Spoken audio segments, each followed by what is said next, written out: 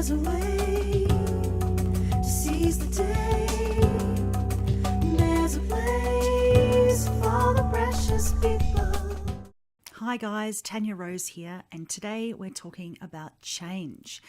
Can we change? Is it possible to change? Well, we know that brain plasticity, the ability for the brain to make changes within itself, means that technically we should all be able to change behaviors, learn new skills. In fact, adaptation is one of the greatest skills that humans have. You know, we don't have claws and we don't have fur protecting ourselves and things like that, but we can adapt. So change is part of our makeup. Change is important. Change is how we've evolved as humans, and change is how we can evolve as people as well. So can we change? Yes, we can. And the changes can be small or large, but we can make change. Did you know that a lot of people aren't aware that they actually have the power to change? It's kind of one of those things that unless you're around other people, perhaps mentors or family who talk about this kind of thing, it's just a subject that doesn't come up. Can we change? You know, do we have the power to change? Sometimes we are guided by professionals who may say you can change, but only under these circumstances, only with these kind of tools or with this kind of help. But the truth is, if you have a desire to change, you can change. The first thing is having the desire to change, making a decision. I choose to change. And change is challenging. There's no question about that. Change can be really difficult. And it's not just the big changes that can be difficult. The small changes can be too. So let's say you decided that you're going to just do some sit-ups. You want to get, some core strength going on, and you're going to, right, every day I'm going to go and do, 20 sit-ups to start off with, and increase until I can do 100 sit-ups every night. And whilst it's one tiny thing that initially will only take a little tiny bit of time, it's not always easy. It can be a challenge. It can be a challenge because we forget. We're unmotivated. We kind of have this idea, and then when it comes down to it, it feels too hard. It feels too difficult. So how long does it take to be able to change? And how do we face those challenges? I think one thing to keep in mind is that everybody's different. We're all different. We all have different things that motivate us. We are all wired differently to learn, for example. Some people learn from having some kind of scheduling system. Some people need more that sort of gentle push and inspiration. Some people find that, their inspiration comes from other ways. Their motivation comes from other areas of life. Some people find that if they have somebody they're doing it with, it's much easier. The way we learn and the way we put our changes in place, it can be instrumental in having success with change. But I have to say, is there such thing as failure to change? I think not. I think sometimes, for example, let's say you want to give up smoking. It may not happen the first time you decide to do that, or the second time, or the third time, but you still have the ability to change. Just because it hasn't worked out that first time doesn't mean it's never going to happen for you. And I think that's really important to bear that in mind when you're trying to look at different changes that you want to make in your life, whether it's a small thing or a big thing or a whole lot of things or just one thing in particular, that change is always possible. Every moment of every day is a possibility to make a change. And the small changes are just as important as the big changes. It doesn't matter what your change is, what you're striving for. Everything is possible. So how long does it take to change? Well, it's very different for different people. It's very different depending on your circumstances. So there's no way you can schedule change.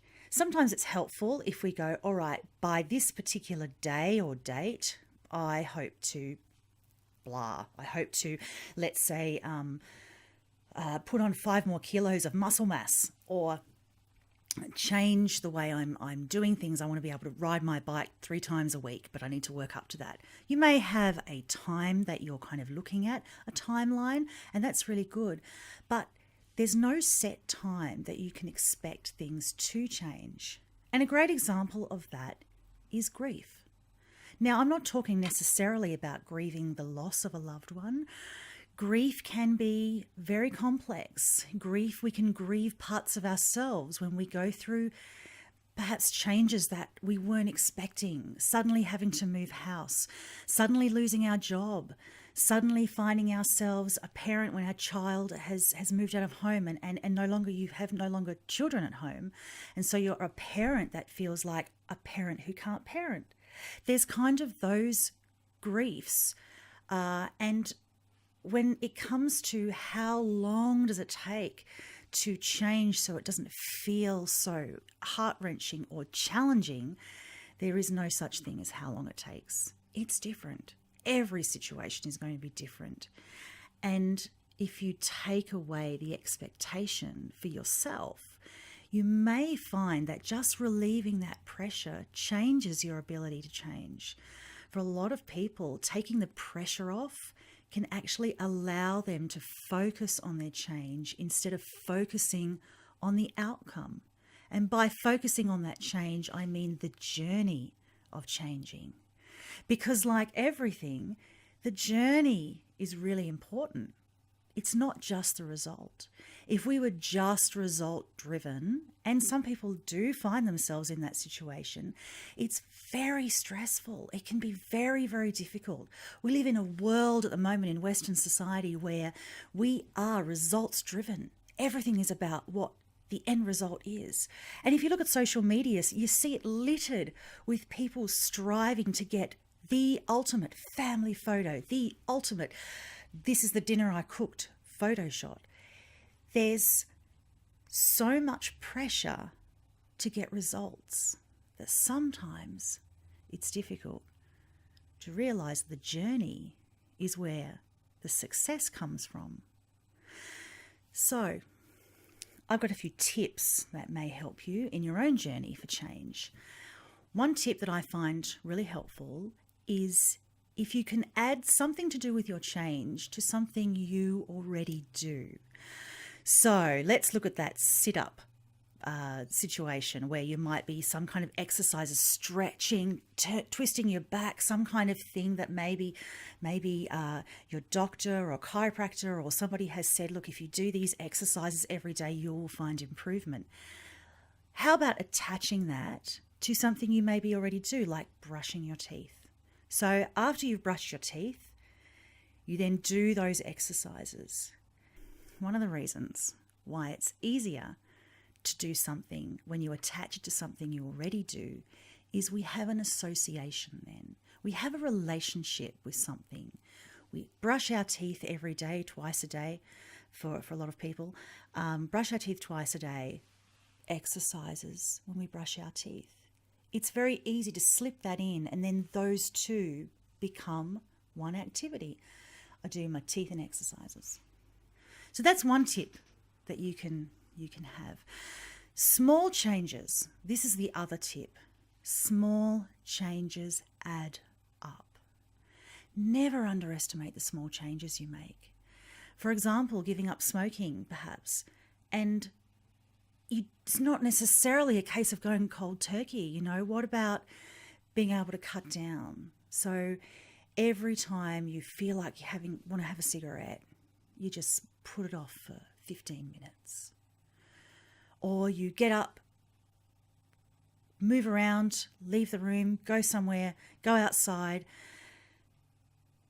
just have a moment and come back in and see if you can get to the next time you would have a cigarette. Those small changes can add up. If you imagine just doing that once a day and then the next day being able to do it twice a day, maybe that happens for a week, and then sometime later you're able to do it maybe half the time You've cut down half on your cigarettes. That is amazing. That's a significant change. So small changes are okay. And what's also okay is to try something new, a new strategy. Sometimes we may try and instigate changes where we go, right, okay, all I need to do is this. I just need to follow these steps and it's going to happen. And it doesn't work out. It doesn't mean failure. It doesn't mean you can't try again. It doesn't mean you can't try a new strategy. It doesn't mean that other strategies won't work. Perhaps the way you were doing it before just isn't working for you. Perhaps you've done it before and it was successful, but for some reason this time it's just not working for you. It's okay to try a new strategy. Remember, we are adaptable. Humans are very adaptable. We are made and built for change. That's the simple fact of it. So it's okay to try a new strategy. The other thing to remember is you have the power. Your decision to make change is the most powerful thing that you have. It's the most powerful tool at your disposal. You may have somebody else, maybe a mentor, a doctor, or somebody else who says, all right, you need to make some changes, and this is one of the changes that you need to make. And you might go, oh, wow, okay, yeah, right, I really do need to do that. That's pretty important. But it's you who holds the power. If you make that decision, I choose change. Sometimes we need to say that to each other and ourselves. And by saying it to each other, I mean saying it to a friend. I need change. I choose to change. I am changing. I am in the process of changing. In front of a mirror, telling yourself, maybe writing it in a status on your social media, telling a friend, sharing it with other people, colleagues, workmates. I am changing.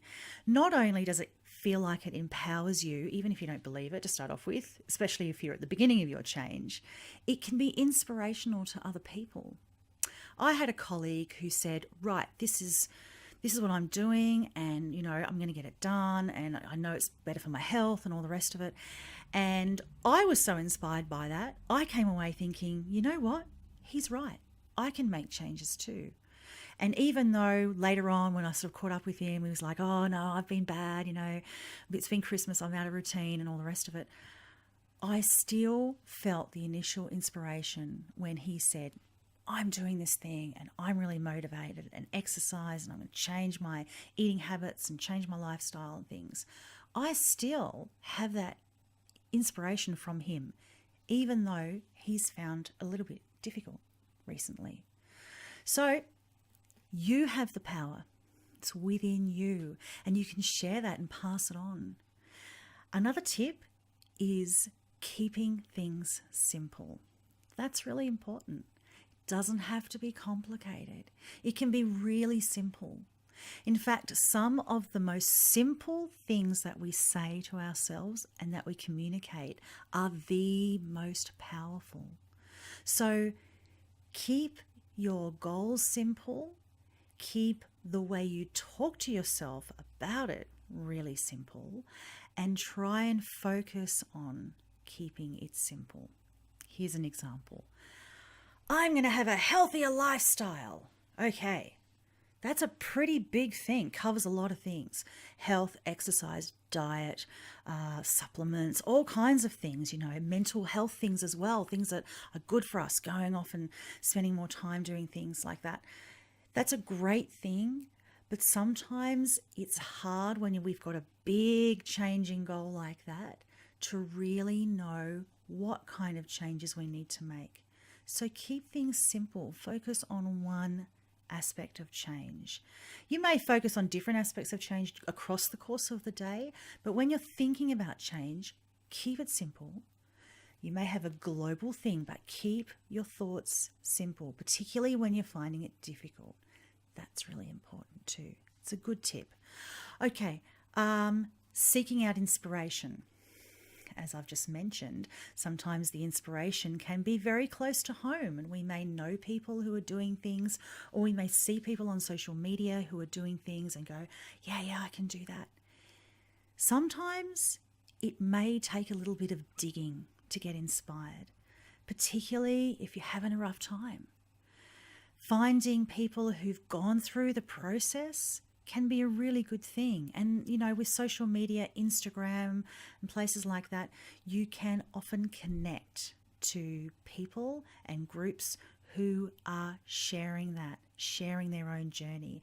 And that can be a really good source of inspiration. So definitely keep in mind that inspiration doesn't necessarily just arrive on your doorstep.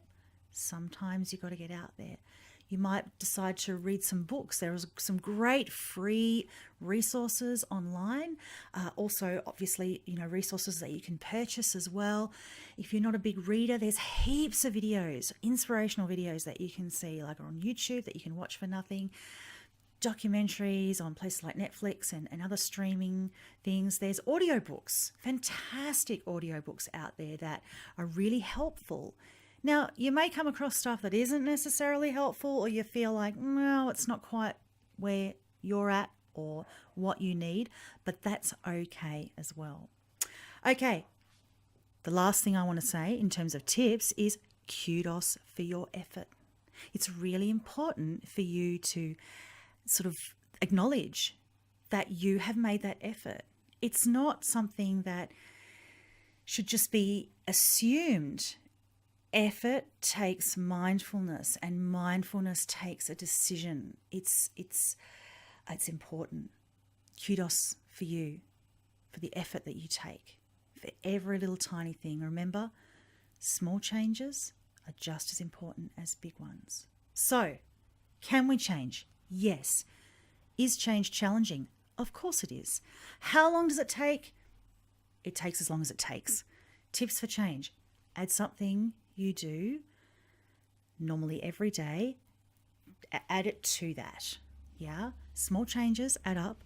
Remember, it's okay to try a new strategy. You have the power. Keep things simple. Seek out inspiration if you need it. And kudos for the effort. Okay. That's all from me. Share this video if you think it might help somebody. Comment below if you'd like to share perhaps some of your own changes and things that you are doing, have done, would like to do in the future. Like and subscribe. There'll be more of these videos coming out soon. And take care, be mindful, and look after yourself. Smiles to you. There's a way to seize the day. There's a place for the precious people.